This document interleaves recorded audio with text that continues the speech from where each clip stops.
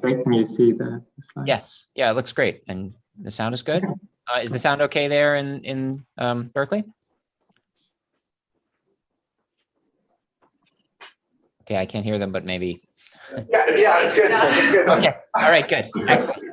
Okay. Good. So so let's go ahead. So I think we're right on time. So the last talk of this morning session will be given by Tony Metger, and he's going to tell us about device-independent protocols from computational assumptions. So please take it away, Tony.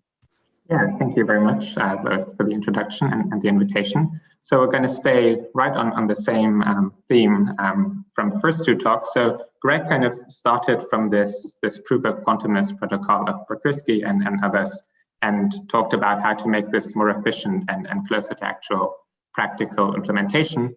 And I'm going to kind of start from a similar point, but then head in the exact opposite direction and largely disregard efficiency.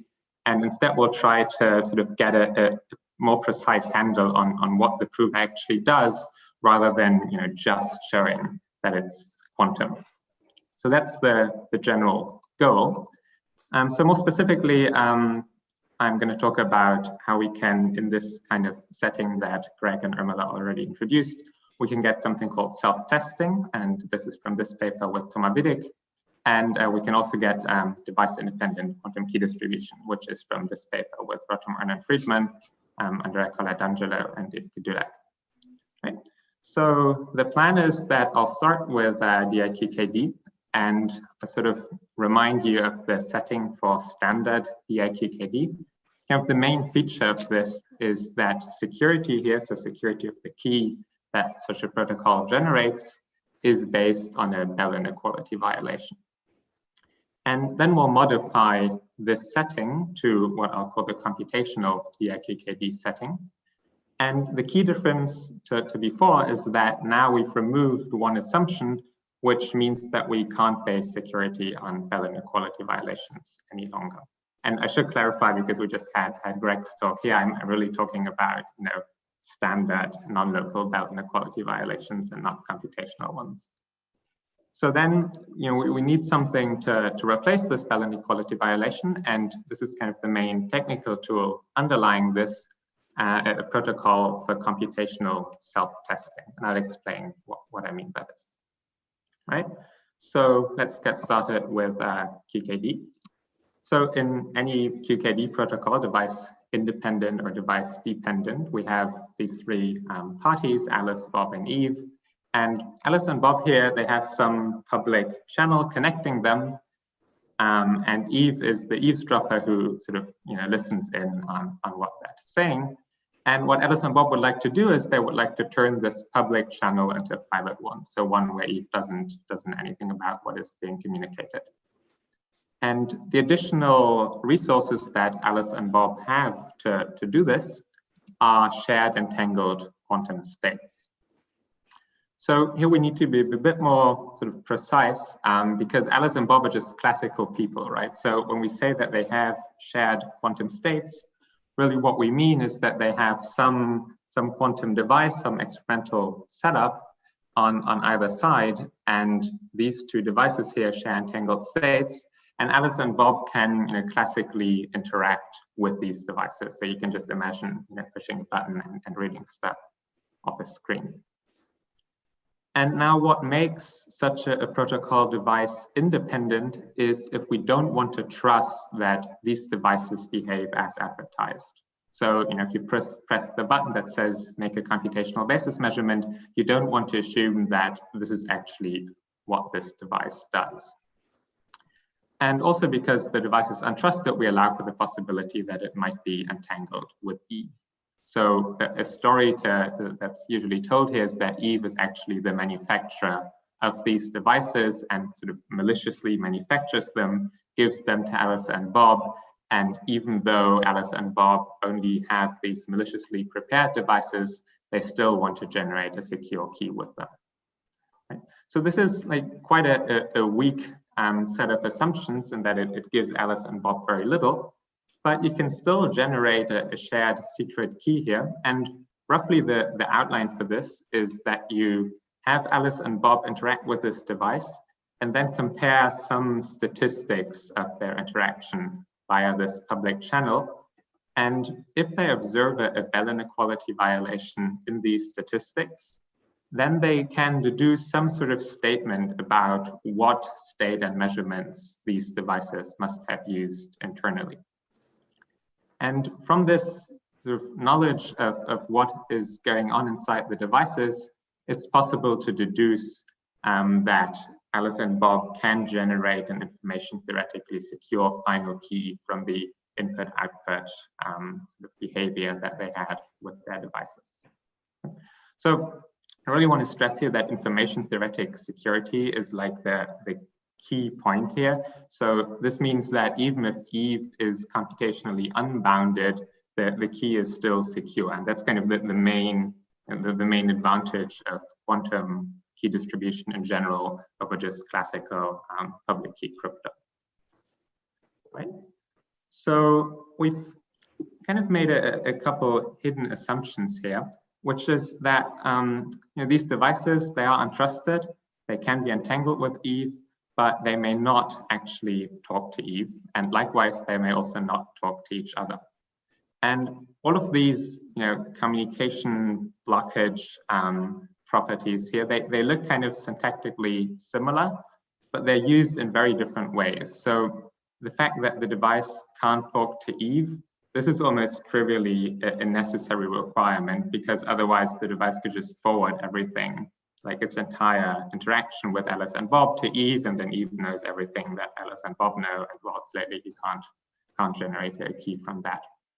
Okay, so this is sort of the most basic of requirements that always needs to be satisfied.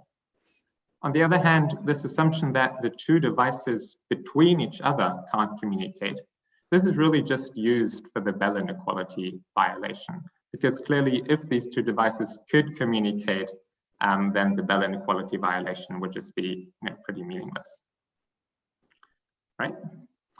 So for the rest of the talk, I'll not draw these barriers here, but you should always have in mind that if there's no explicit communication channel, then communication is blocked. So now what we would like to do here is get rid of this communication blockage between the two devices, this non-communication assumption here. So we would like to modify the setting to look more like this, where now we have two devices connected by a quantum channel, or currently just one big device with two terminals, one for Alice and one for Bob. And this is still supposed to be untrusted. So why would you want to go from this to this? Okay, personally, I think it's just kind of an interesting foundations type question, whether you can still get information theoretically secure keys without this non-communication assumption, without non-locality. But more practically, if you actually want to run this sort of protocol, you need some way of establishing the shared entanglement between these two sides, right? So presumably the way you're going to do this is you're going to have some quantum channel connecting these two sides anyway. So what we say here is, well, let's just make this quantum channel part of the untrusted device. Okay. So now that we've connected these two sides, clearly we can't rely on a Bell inequality violation anymore, since that's just meaningless if there's no non-communication assumption. So we need a new sort of assumption to get us off the ground here.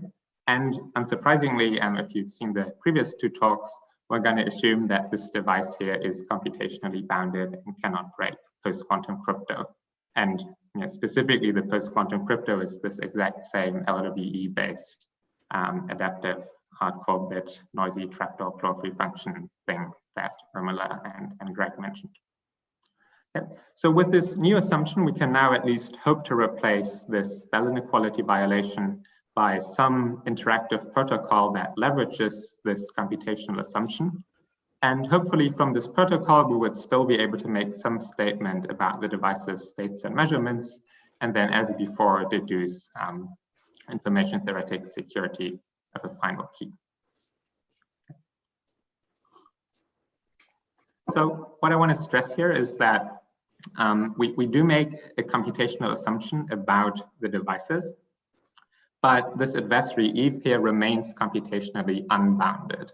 And this computational assumption is only required to hold for the duration of the protocol in a very similar way to how the non-communication assumption in Bell scenarios is only required to hold during rounds of the protocol.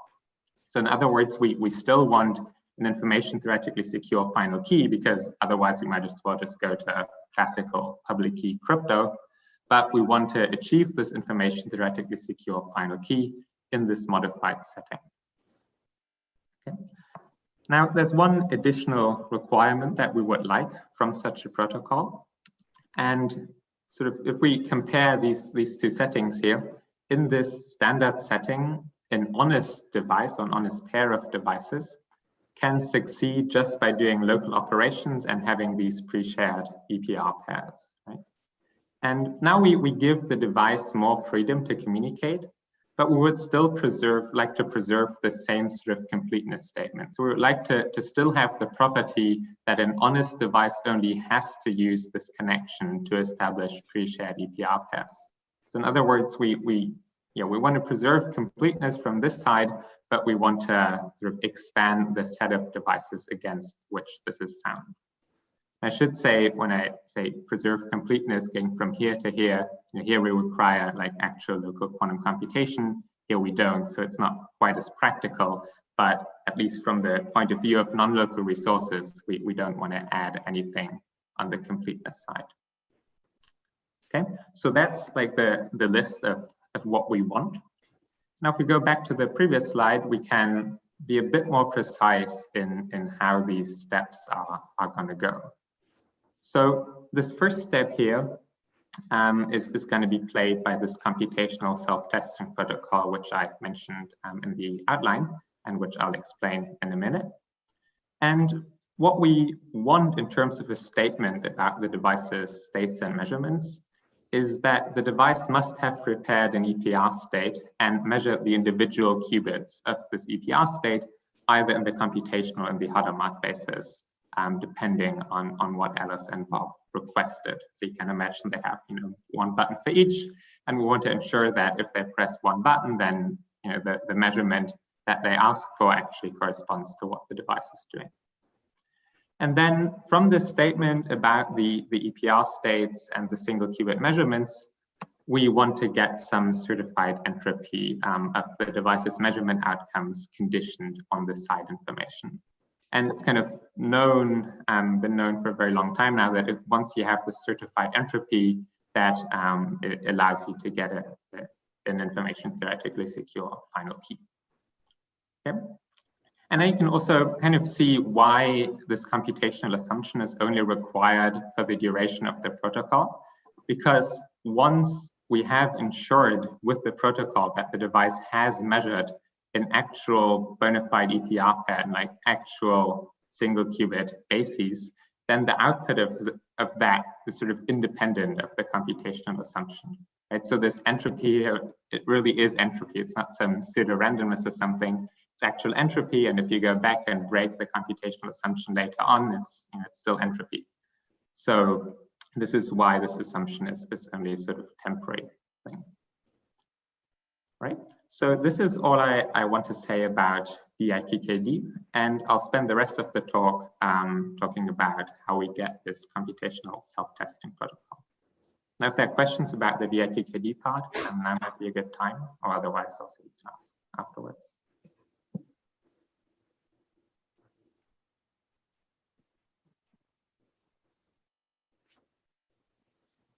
Okay, so if there are no questions, then let's keep going. So let's first again sort of state precisely what we want from this computational self-testing protocol.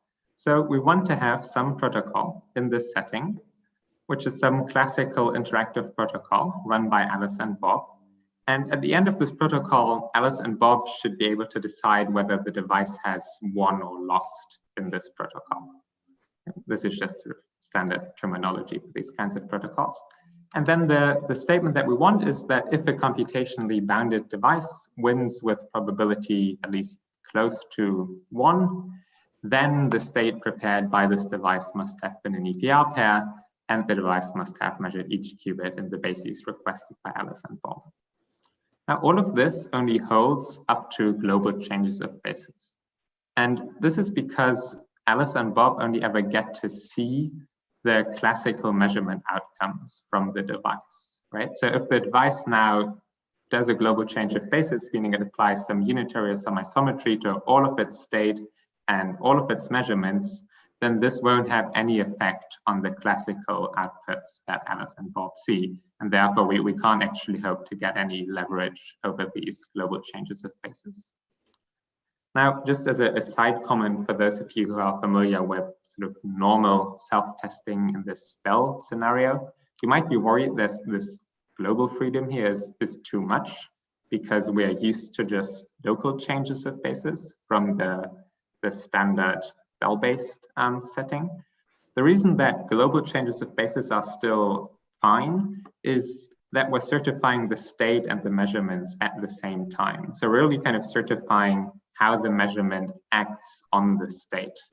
And this relation between state and measurement is actually like basis independent. And this relation is really what's required for the DIQKD. So the actual basis doesn't play a role. Okay, so this is the statement that we're going for. Now let's see how we can get there. And to get there, I want to briefly talk about one piece of prior work in this direction, which you can kind of view as a single qubit version of computational self-testing. And this is called remote state preparation. And it was shown in the setting by Jürgen and Devic 2 years ago, I guess. So for this, we fix some set of single qubit states, let's say 0, 1, plus and minus. I mean, they can do like 10 states, but we only really need 4. And in this protocol, the kind of structure is that we have some initial rounds between the classical verifier and this quantum device that makes some clever use of post-quantum crypto, kind of in a similar way as Irmela explained. And at this point in the protocol here, an honest device, so one that behaves as intended, would have prepared one of these 4 single qubit states. Okay. So then the verifier sends over some measurement bases, either computational or Hadamard, so just a classical bit in practice. And an honest device would then measure its prepared qubit in the spaces and report back the result. And now the guarantee that this protocol gives is that if this device passes all of the checks that the verifier applies here, then it must have indeed prepared one of these 4 states. And then also it must have measured this prepared state in the basis requested by the verifier here. Now, one additional property which we will need if we want to turn this into a self-testing protocol, the EPR states, is that the verifier here knows which one of these 4 states the prover has prepared, or the device has prepared. But the device itself actually doesn't know.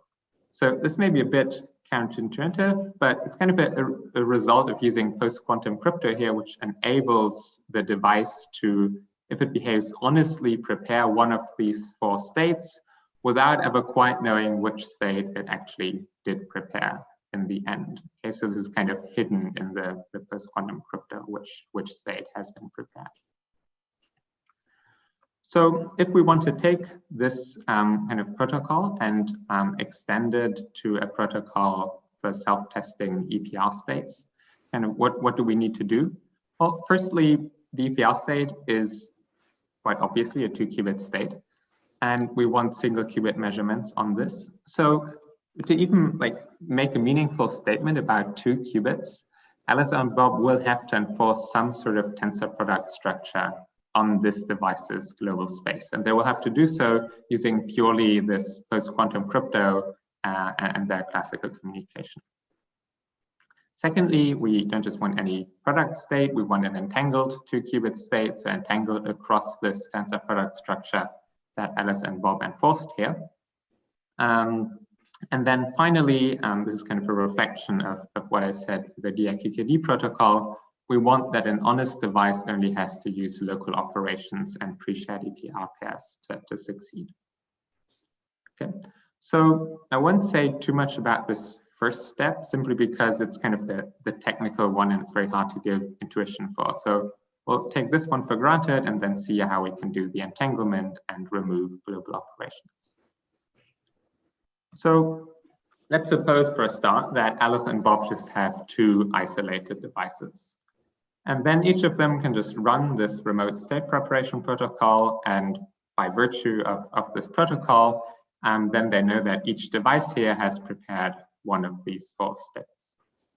So now comes like the magic step from the slide, the first one here, which I don't really have time to explain in detail, which says that if we do the same thing, but with one big device, then the only way for this device to succeed in this protocol is by essentially treating each copy of the RSP protocol here independently and preparing 2 qubits independently.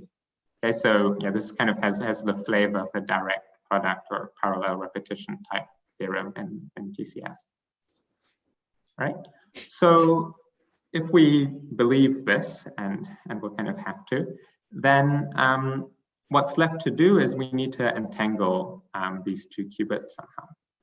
Okay? So to see how this is done, let me first rewrite these 4x4 states like this. So this is like the first state 0, 0, 0, 1, 1, 0, 1, 1, and then so on. And to entangle them, kind of a natural thing to do would be to ask the device to just apply a CNOT gate on its 2 prepared qubits. Okay, so we could just ask the device to do this. Now there are 2 problems here. Firstly, the CNOT gate is a non-local gate between these 2 sides. So this would mean that an honest device now would have to perform this non-local operation, and we said we wanted to avoid this. So let's ignore this problem for the moment. And there are still 2 other problems. The first one is if we now apply a CNOT gate or ask the device to apply a CNOT gate on top of the RSP protocol, it's not so clear that the original guarantees that we get from the RSP protocol are still valid, right? And secondly, we also actually need to certify that it did apply this CNOT gate and produce an entangled state. So to see how this can be done, let's just consider what would happen if we were to apply a CNOT gate. And what would happen is that these first 3 families of states would remain essentially invariant under the CNOT. So you do relabel states, you know, like 1, 0 get mapped to 1, 1 and so on, but you remain within the same family of product states here. Whereas these last 4 states down here, they get mapped to Bell states, entangled states. Okay.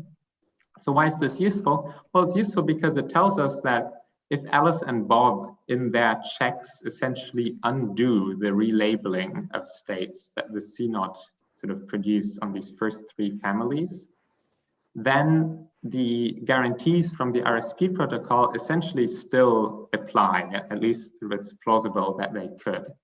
So these first 3 cases here still allow us to certify single qubit measurements as we did when we didn't have the CNOT gate. And in this last case down here, Alice and Bob can check that the answers that the prover provides or the device provides have Bell-like correlations, by which I just mean that the parities check out.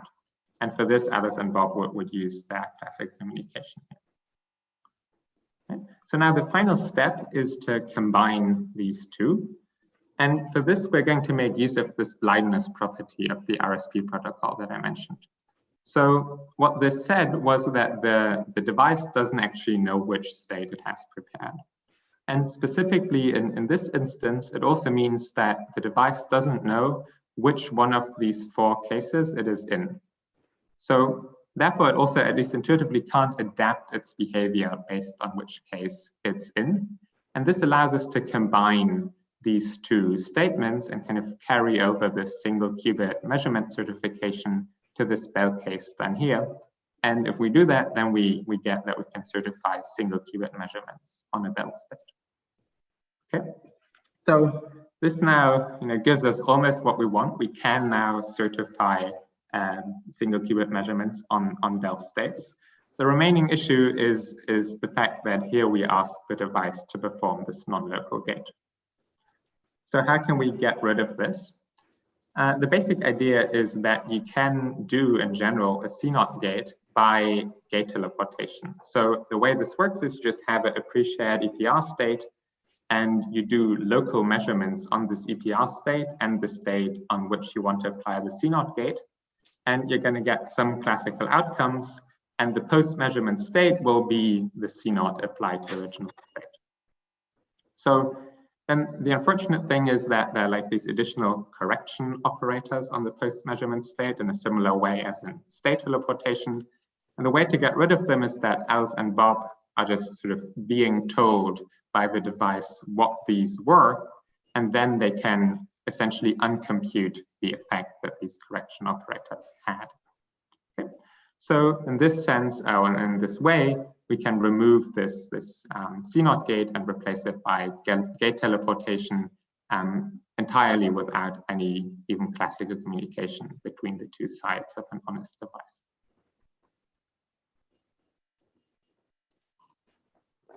Okay, so now we really have achieved what we were after, right? We have a protocol which allows us to certify these spell states in this kind of a scenario.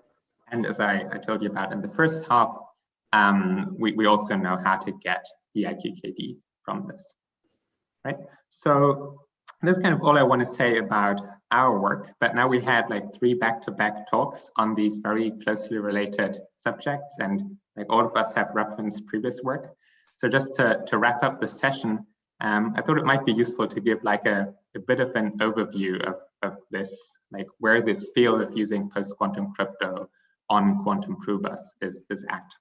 So we'll do this in the form of a family tree. The caveat to this is that A, it's not necessarily meant to be exhaustive, and B, it's kind of my personal take. So take it for what you will. But this field or this idea sort of originated in these 2 papers. This one is the more well-known one. This is Mahadev's beautiful verification protocol for quantum computations. And this proof of quantumness here is what Greg mentioned as well. And in his talk, this paper by Berkursky and others on proving quantumness and certifying randomness.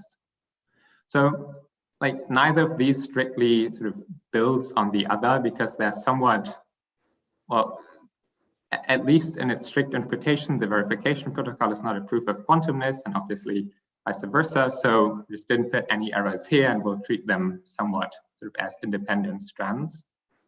So if we start from this proof of quantumness protocol, as we've seen in Greg's talk, you can sort of do that without this adaptive hardcore bit and make it a whole lot more efficient, and also get this nice conceptual relation to Bell inequalities. It's also been shown that, and Greg also mentioned this, that you can do this proof of quantumness in a single round in the random oracle model. It's also been shown, actually twice independently, that you can make these proofs of quantumness or engineer them in such a way that an honest device only has to perform a constant depth circuit, which is obviously preferable for practical implementation. And finally, this is sort of ongoing work, not that I'm involved in, but it's ongoing nonetheless, that Greg also mentioned, that people are actually working on experimentally implementing this. So there's no paper, but it's been mentioned at this APS meeting this year. So yeah, you can look at this bulletin if you're curious. Right, so this is kind of the branch of making this proof of quantumness idea more efficient and more practical. The other direction is to get more functionality than proving quantumness. And the first step in this direction was actually already taken in this original paper, where they showed how to get certifiable randomness. And we saw in Irmila's talk that now it's possible to make this much more efficient than in the original paper. Then building on this, we saw this remote state preparation protocol, which I mentioned as well. And this builds on it in the following way. So you can kind of view this randomness protocol as certifying that the device has prepared a plus state and then measured it in the 0-1 basis. So it's a bit like a remote state preparation protocol, but it's not quite explicit enough, and it also can only do the plus state. So this one can do a larger class of states and is also much more efficient much more explicit, sorry. And based on this, we saw these two functionalities in this talk. And then, somewhat separately from that, there's also a whole host of variations and extensions of Miller's verification protocol. So just to mention a few, it's been shown that this is a proof of quantum knowledge, which is kind of like a different way of stating that a prover has a state than a self-test, a somewhat weaker way, but it's still cryptographically very interesting. And it's been shown that this can be made zero knowledge, actually by Wittig and Zhang, by the same people. It's been analyzed what happens if you do a parallel repetition to get the soundness error down to negligible. And it's also been extended to sampling problems, whereas the original one was just for BQP decision problems. And yeah, I guess there are probably many more, which I just haven't listed here. Okay. So this is kind of at least my personal overview of where this is at. And it already naturally suggests some avenues for future work. So these last three ones down here, they have no more efficient side branch to the left, right? So this is really something that if we want to get any of these to a practical stage eventually, then we'll also need more efficient versions of those. And of course, you can also imagine pushing this further in terms of functionalities. All right, so I'll end here. I'll just briefly, for references and for the recording, put up the full references to all of these papers if you want to Google any of them, as you can also use the archive numbers here. And yeah, I'll end here, and I'm happy to take questions. Okay, thanks very much, Tony. So indeed, we have time. We have quite a bit of time for questions. So thanks for keeping us on track. So are there any folks who have questions? I don't see any questions in the chat or the Q&A here on Zoom. Are there any questions in the room? Hi, Tony. Hi. Just to clarify, when Alice and Bob make measurements, you are assuming that the measurements happen on their device and that there's no communication in that part, right? So it's not like all the quantumness could be stuffed on Bob's side and Alice is just a communicator. Wait, so you mean, the slides are stuck? I mean, in the part where you mean in this kind of setting? Yeah, exactly. When the remote state preparation is done and the C0 question, Alice, you're making the assumption. Are you making the assumption that Alice is only asking that and the description of what the device is doing is restricted to one side? No, so that Alice is asking it on this side, but for an honest device would do it locally on this side, right? But we do allow that a dishonest device might just sort of forward everything from Alice's side to Bob's side and do the entire quantumness part on Bob's side and just forward back the results. So it really is fully general in the sense that even the measurements can be arbitrary and global. Oh, okay. I see. Thanks. Sure. Yeah, I have a question. So in the self-testing, I guess you're giving some like computational rigidity argument, at least saying that the prover is really like preparing the ZPR pair and then measuring. Do you know if these techniques will extend to some more complicated version of this, like the rigidity argument for magic squares, like actually saying that the prover really is doing these particular XZ measurements on more sets of EPR pairs? Yeah, so I guess this is a bit similar to the question that somebody asked Greg on extending that to magic square. So yeah, similar to him, I also tried a bit. And I think in principle, it's probably possible, but it just gets very, very painful very quickly because these proof techniques don't scale super well. So yeah, I think sort of one goal of this would be to have what Vinod mentioned in the last questions, to have like a generic compiler that just takes any sort of magic square, or like any non-local game for which we have a rigidity proof in the Bell setting and converts it into a rigidity proof in this computational setting. But yeah, currently we don't have that. We don't know how to do that. I mean, it's not even known at this point how to like just prepare states in parallel.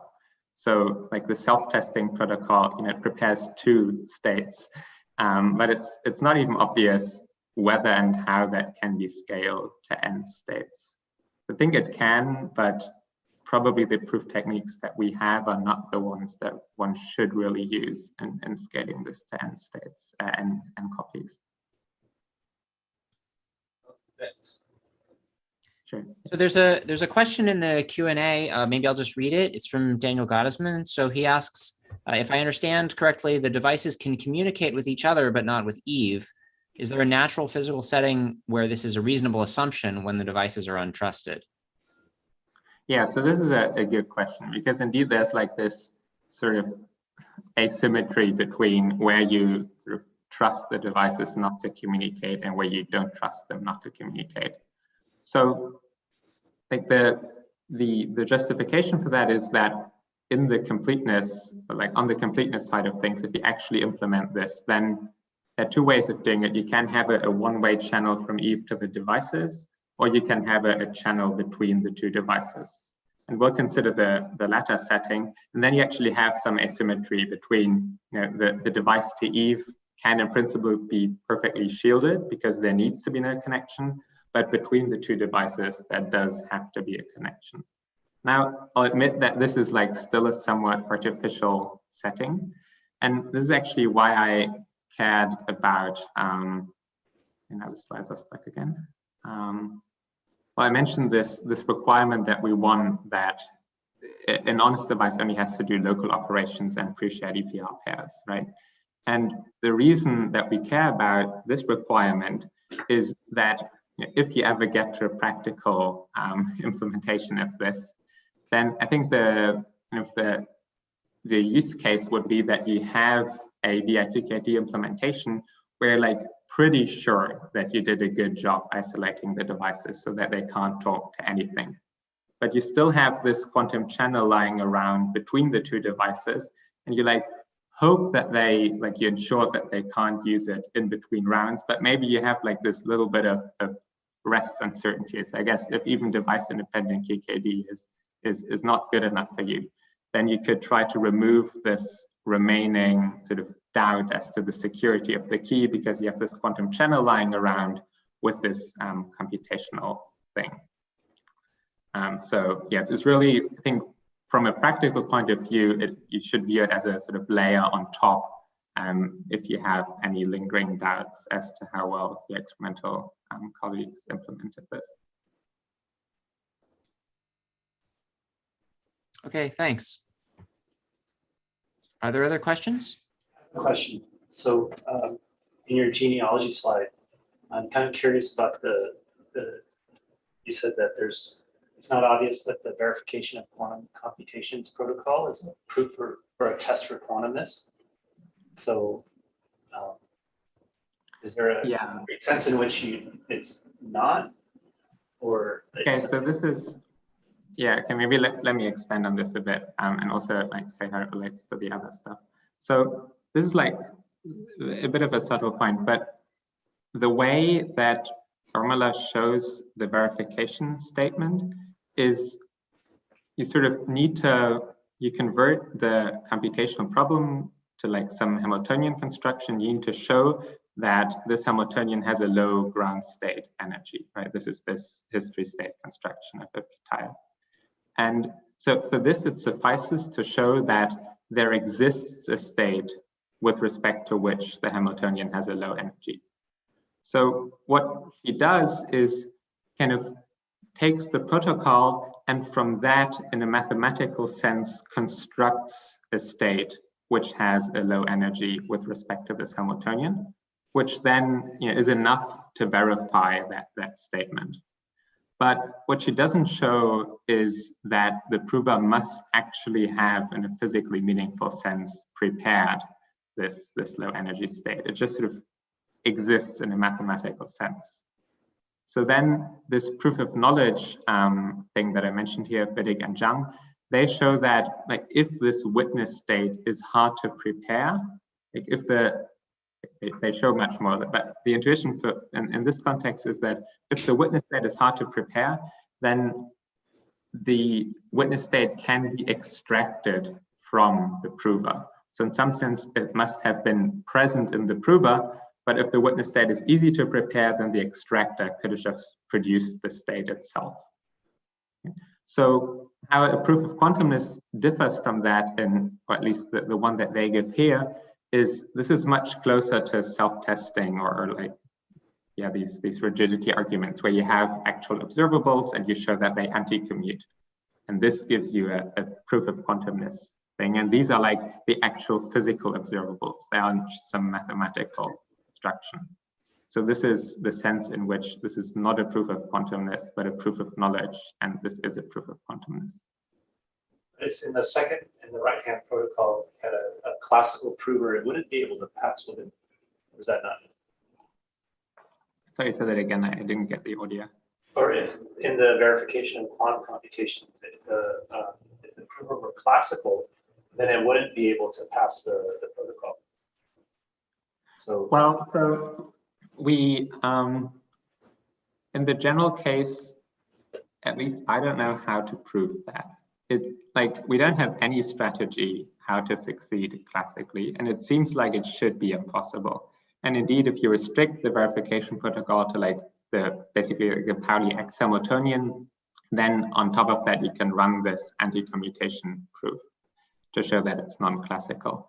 But it somehow is a bit hard to show that like with the actual protocol that Ermöller uses for verification, that you really can't succeed classically. So, I mean, maybe someone knows how to show this, but to the best of my knowledge, it's kind of not known, which is frustrating. I agree. I think, I mean, what you're showing, right, is that the distribution that you want to have and the distribution that you're getting are like, you know, close enough. And I suppose, yeah, it's not clear if the distribution is not like hard in some way, you know, one could imagine like it's not actually hard to like do it classically, right? And then still, if you can still come up with that distribution, but if you had some circuit that like had a hard distribution, then certainly I would imagine that it's classically hard. But I kind of just made that up, so. I mean, you could say that like if BPP equals BPP, then the protocol on the left is still a proof of quantumness, right? But on the right, maybe wouldn't necessarily be. right. I guess, I mean, you could also imagine that maybe if the prover were classical, then you could use some rewinding argument that you couldn't apply to a quantum prover. I'm not sure. Yeah, I mean, I think this is an interesting question. I mean, I think really the thing to go for here, and this is something that we're trying to do at the moment, is you don't just want to show that it's non-classical. You actually want to show, like, in some sense, it really has prepared this state that the circuit prepares, right? Because that's what the honest strategy does, and it seems rigid enough that that's what it should do. But yeah, somehow it's quite hard to show. Thanks. Sure, yeah. Okay, great. Are there any other questions?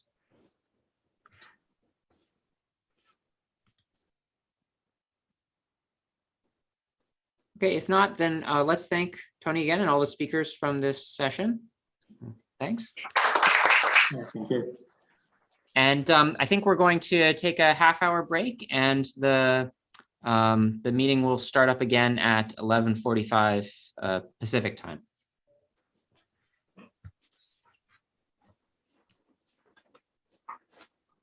I kind of agree with you. I think you could probably come up with a rewind.